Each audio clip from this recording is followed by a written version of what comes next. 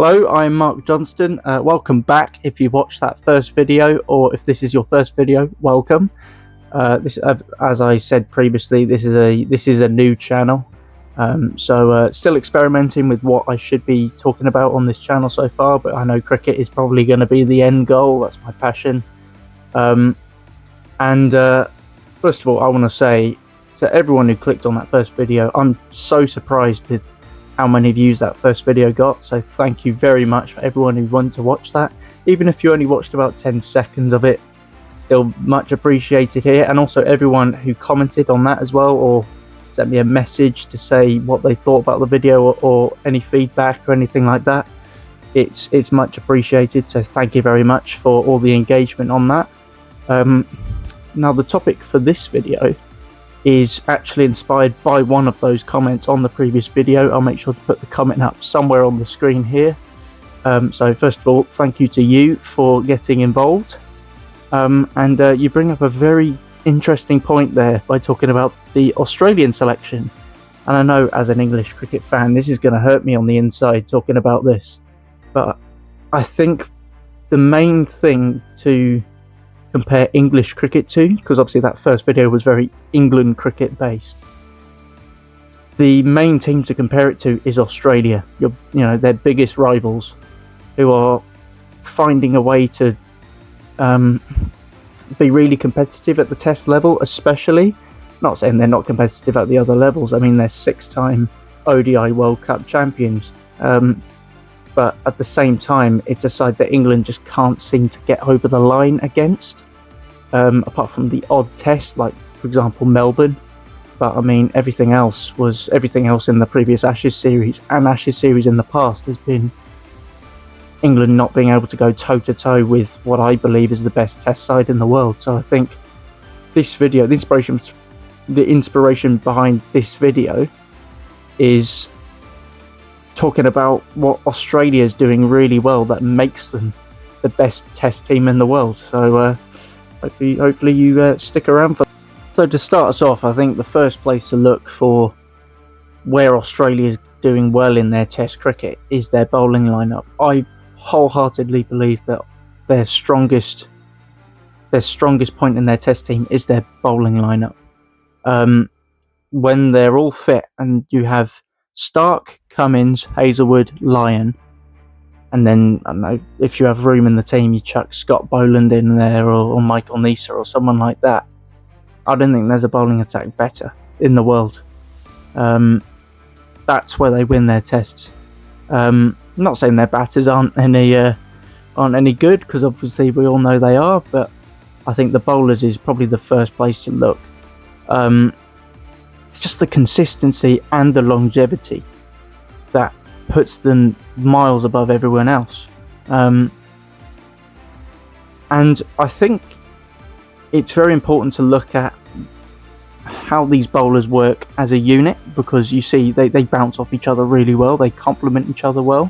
You often will have Mitchell Stark taking the first ball of the game, or taking the first few overs, swinging it both ways, trying to attack the stumps, trying to get batters to play outside off stump, find the outside edge. But he's got a lot of versatility with his bowling, especially with the new ball, and a left arm quick as well. And then at the other end, you either have Pat Cummins or Josh Hazlewood as the other opening bowler, or first change. You could realistically go either way there, but you have both bowlers can hit a heavy length, both bowlers can swing the ball both ways, and both bowlers have a lot of variation. And altogether, I mean, as one unit, them alone, I haven't even spoken about Nathan Lyon or Scott Boland yet. Those three alone are what set Australia above everyone else. And then you add Scott Boland into that as well, who's probably one of the most consistent bowlers I've ever seen. That's just phenomenal. It's whenever you watch him bowl, I love it when they put that graphic up of where it just shows a box of, it's usually just sort of like fifth stump line. Yeah, it's kind of fifth stump line. And it's just Scott Boland, every ball, bang, bang, bang, bang. It's just ridiculous. It makes a club cricketer look at that and think, it's just not fair. It's not fair that someone should be that accurate with how much they're bowling.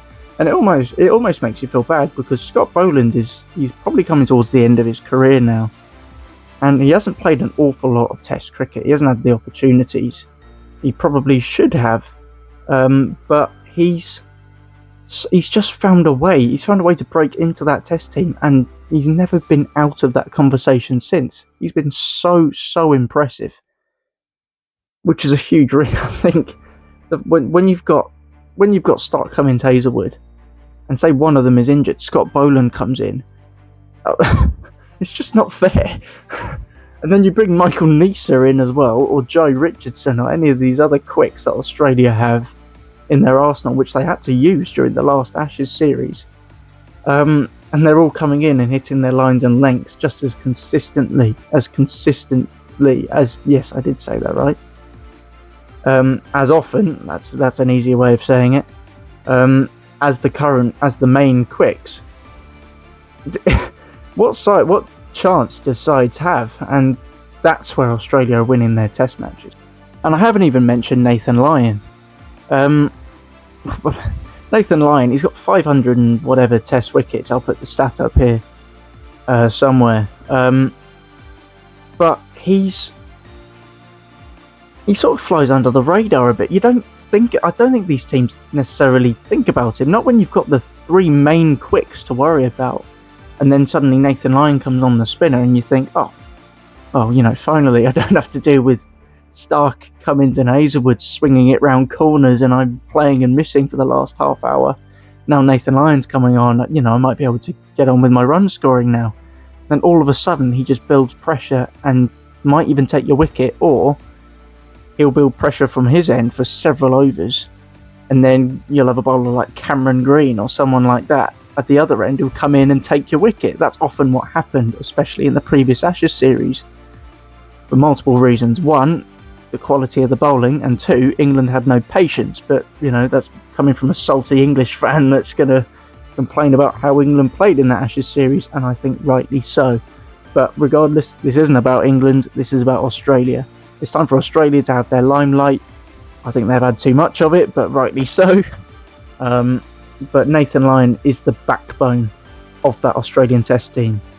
And it's going to be a shame when he's not playing anymore, because unfortunately I do think we are getting to that point, because Nathan Lyon has struggled with his fitness most recently, especially in the last two Ashes series. He hasn't been able to get through all the Test matches, which is such a shame. It's such a shame for Nathan Lyon to miss Test cricket. I think Test cricket's in a better place with him playing, only because he's sort of like the last, I don't want to say the last stand of spin in Test cricket, because that's a bit dramatic, but he is one of the most consistent he is the most consistent spinner in Test cricket at the moment, and there's no one who really does it like him in Tests. I can't necessarily name a spinner that plays more than Nathan Lyon, because teams are usually opting out of picking a spinner now. They're almost going a little bit out of fashion in Test cricket, which I think is such a shame, because you look back at let's say England. I know I'm bringing up England again. I'm sorry. Graham Swann. You look at how important he was to that English team, mainly of the early 2010s era. You look at how important he was to that team. He was sort of the gel that held it together, much like Nathan Lyon is to the current Australian team. And I think the biggest comparison to a spinner having the impact that he has over his team while having plenty of other quality bowlers is Shane Warne.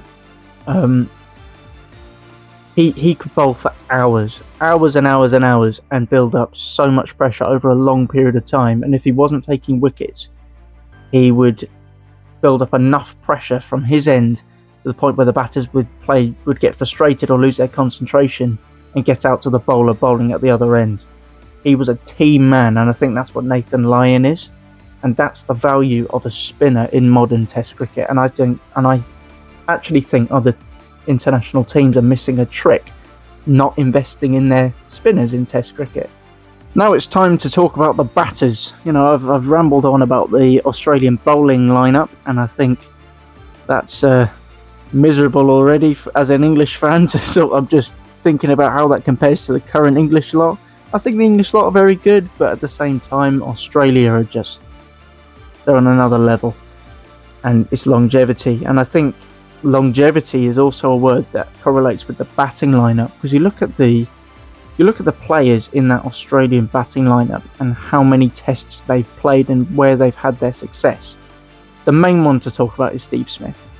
You're looking at a guy with 10,000 test runs, scored runs everywhere, loves scoring runs against England especially, scored runs in England, in Australia, in India. He's scored runs everywhere.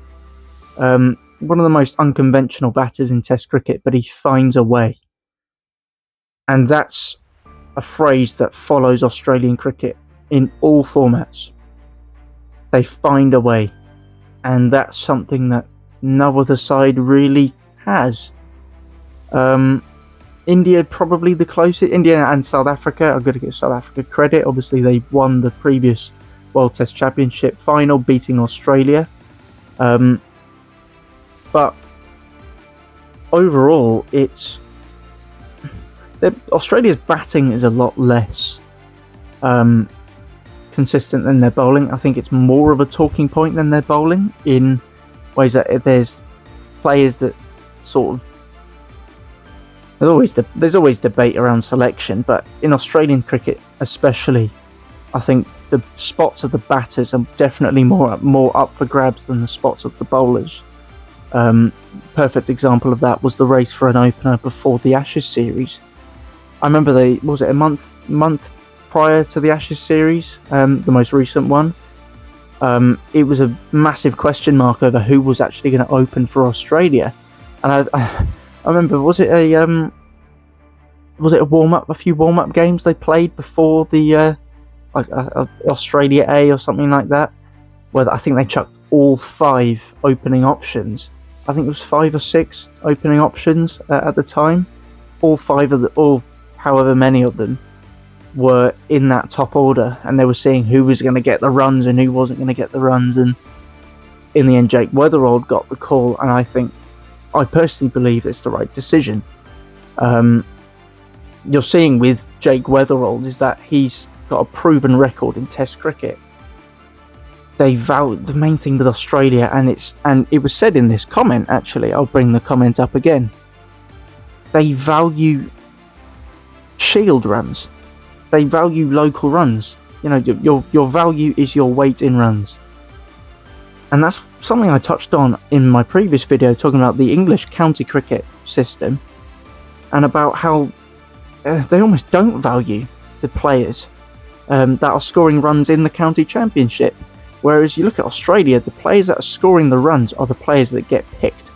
Well, obviously there's some that miss out. There's always going to be competition, but there's always the players that get selected are the ones that are playing well.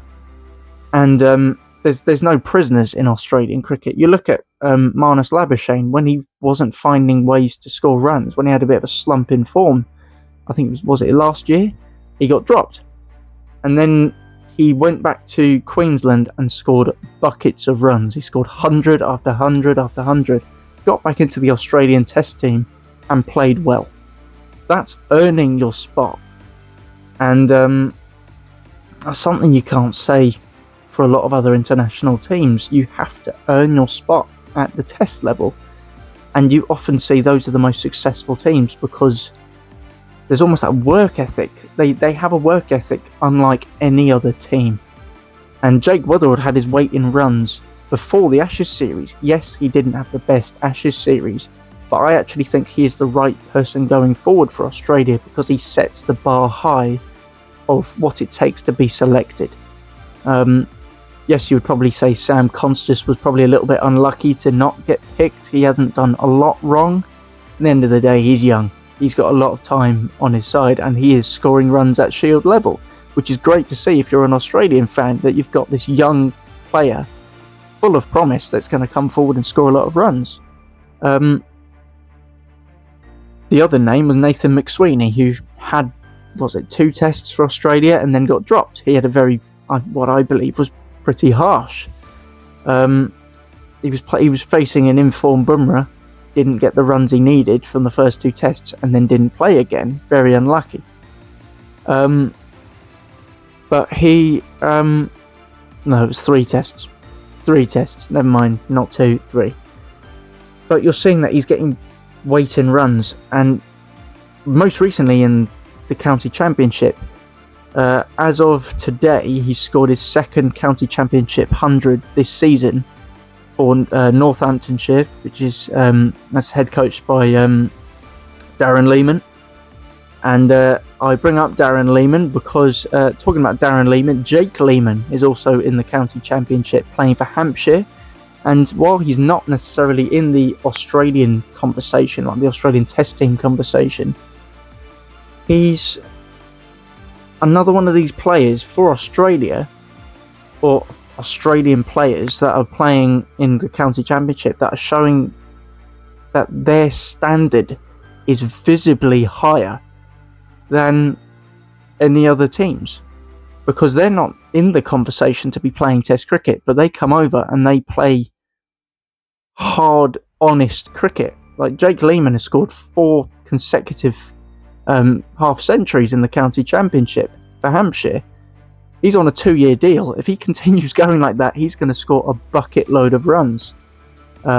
Sussex have Dan Hughes. That's another example of a player that's not going to play for Australia, probably. But he's scoring runs. He scored a very crucial 83 in Sussex's most recent big run chase. Fergus O'Neill is another one. He's not necessarily a batter. He scored a 50 in the county championship, but he's also taken wickets as well, and he's probably going to play test cricket at some point in the future. But my point is, you're seeing the depth of talent and what Shield cricket is getting out of these players. So Cricket Australia are almost spoilt for choice in where they go with selection, because you're seeing all of these players putting their hand up to say, look, I can play here, I can play in England, I can play anywhere, and I'm getting runs. You know, I'm still here, I'm in the conversation. It's something that English cricket doesn't really have, which I think that's blatantly obvious in selection and in the attitude that they play county cricket. So I'm done rambling now. Thank you very much for watching this video. Thank you very much for watching the previous video. Once again, if you want to get involved, if you have an idea for a video or any feedback on this video, make sure to leave a comment, get in touch. I'll leave my Instagram handle somewhere on the screen as well. That's another place where you can get in touch with me. I'm very eager to see where this channel's gonna go. It's still very up in the air what I want to do with it. A lot of these types of videos are stuff I enjoy talking about, and I do have plenty of ideas for stuff I could talk about in these videos. But if you have an idea or anything anything you want me to talk about, let me know, because this video was inspired by a comment. It's something I'm very eager to do. Stuff that's not at the top of my mind that I can talk about.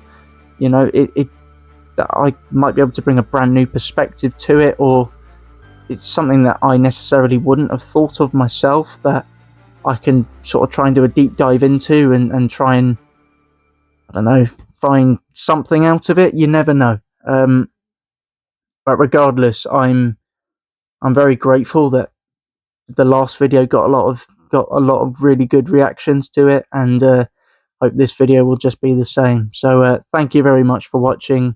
See you next time.